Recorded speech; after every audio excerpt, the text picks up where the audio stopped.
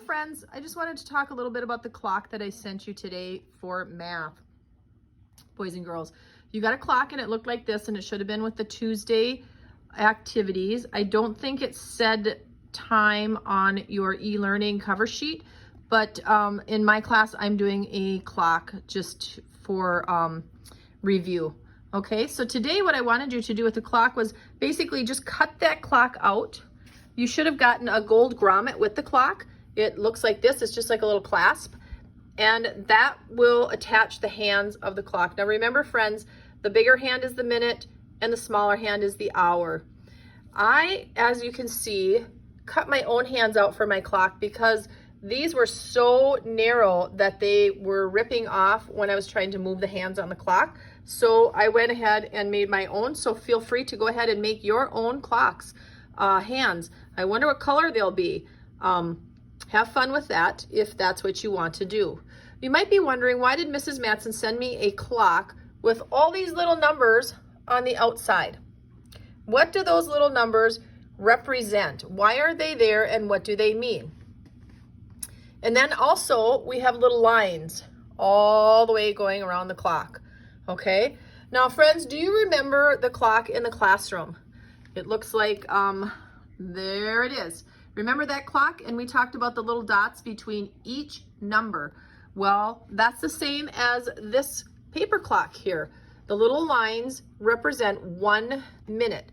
So for each line, 1 minute has passed on the clock.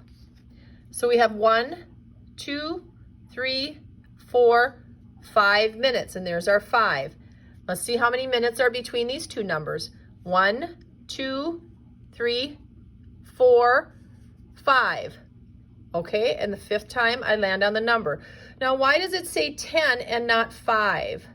Because we have 2 times 5 minutes has passed.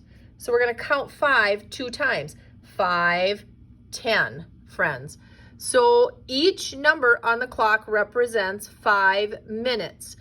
5, 10, 15, 20, 25, 30, 35, 40, 45, 50, 55, and then this would be 60, okay? Right now, though, we have a 0 up there, right above the 12. Why do you think that it is a 0 right above the 12? What time is it? When the minute hand sticks straight up pointing to the 12, we call it o'clock. Remember, we call that o'clock. So right now it is 1 o'clock. And we would write that time as 1 o'clock, or 0 minutes past 1. 0 minutes have gone by since 1 o'clock. See? 0 minutes past 1. Now, I'm going to try and carefully move my hands here. I'm going to move the minute hand down to the 6. Whoops. And I'm going to leave my hour hand by the 1. Okay? So now what time is it, friends? Some of you would say 1:30 because that's how we first learned it, because the hour hand, or the minute hand, excuse me, the minute hand has gone halfway around the clock. So it's 1:30. And the hour hand points between the 1 and the 2 because it's not 1 o'clock anymore, it's past 1 o'clock. So that hour hand points in between those two numbers. Boys and girls, when we write that time, we don't write 1:30.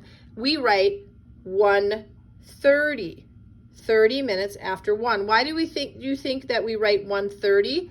Because 30 minutes has passed. Let's count. 5, 10, 15, 20, 25, 30. And you will have a number 30 underneath that 6, boys and girls.